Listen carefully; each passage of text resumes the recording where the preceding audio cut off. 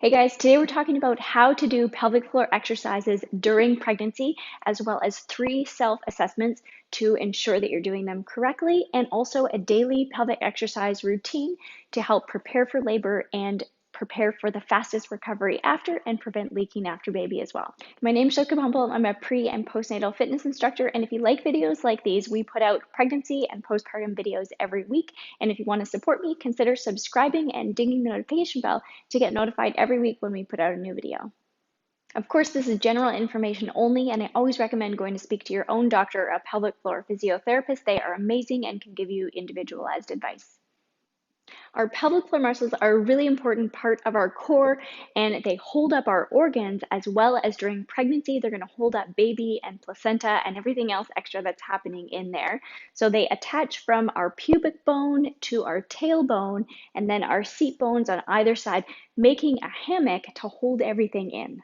We have 2 types of muscle fibers in our pelvic floor muscles. So we have our slow twitch or our type 1 muscles, which are constantly engaged. There are endurance, and they are a little bit activated to keep everything holding in all the time.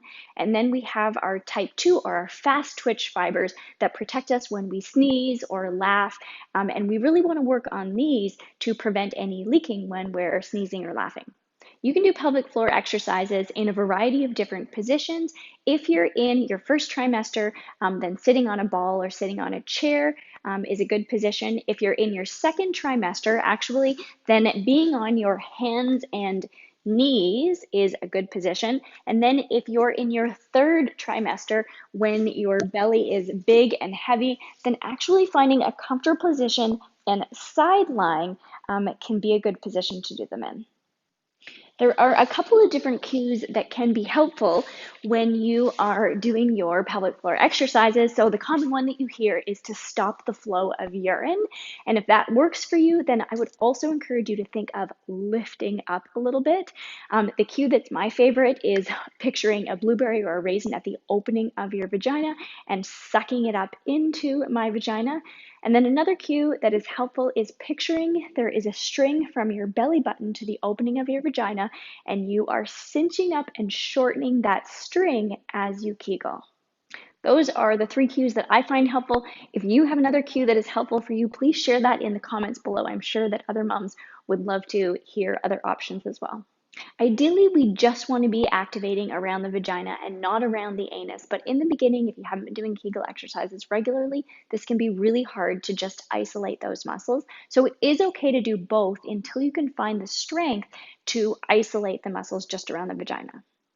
So the first exercise, you can get into your comfortable position, either seated on all fours or lying down, and then picture whatever cue.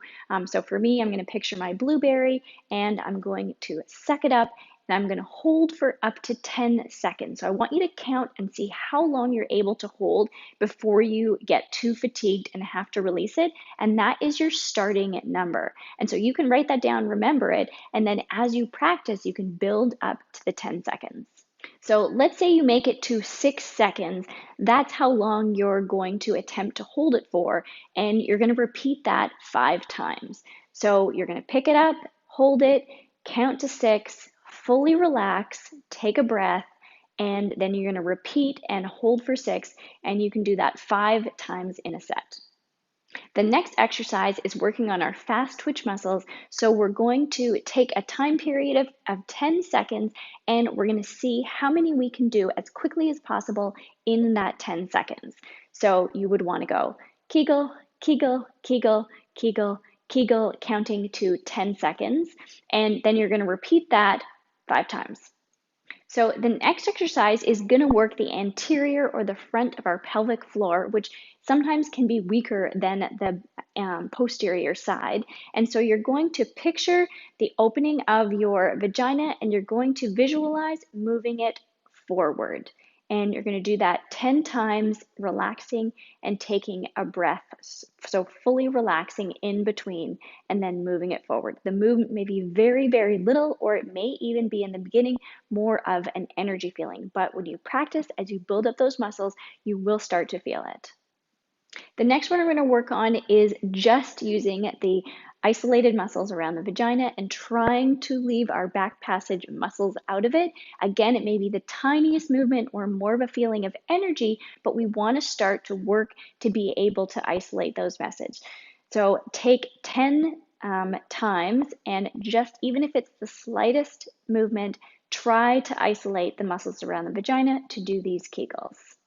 Now I'm going to talk about how to do the self-assessment to see if you're doing it correctly. But if you did want a video where I walk through all the exercises and sets with you, I will link to that in the description box below. And if you're on your mobile device, I'll also put a card up there that you can click on to walk through those exercises with me.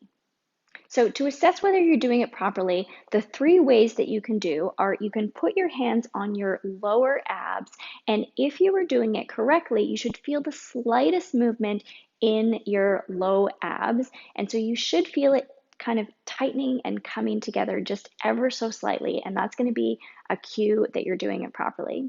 Another way to do it is to feel the perineum, the skin between your vagina and your anus, and so you can even do this with pants on, especially if they're tights. So you can get down into a comfortable side lying position, and literally you would just put your hand right there, and as you kegel, you would be able to feel it tightening.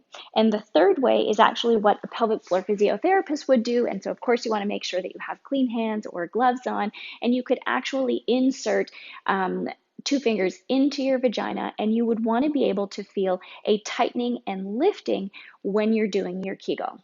And of course, if you're still not sure, then a pelvic floor physiotherapist will be able to do their assessment and give you individualized direction. If you have any more questions or comments, please feel free to put it in the comments below. And in the description box, I'm also going to put a printout to the exercise if you prefer to look at a printout as you're working through the different exercises. Of course, I will also link to our other free resources. For example, we have the complete guide on how to reduce and cope with pain during birth. We have pregnancy yoga cards, as well as a diastasis recti healing guide for after delivery. If you found this video helpful, please share it with a friend, give it a thumbs up, and leave me a comment to let you know that you liked it. And of course, to support me and get notified, you can subscribe by hitting the round button there. I'm also going to link to the daily routine of pelvic floor exercises there, and then I'll link to the prenatal yoga and fitness playlist there. Thanks so much for watching, and I'll see you in the next video. Kegels. Yeah.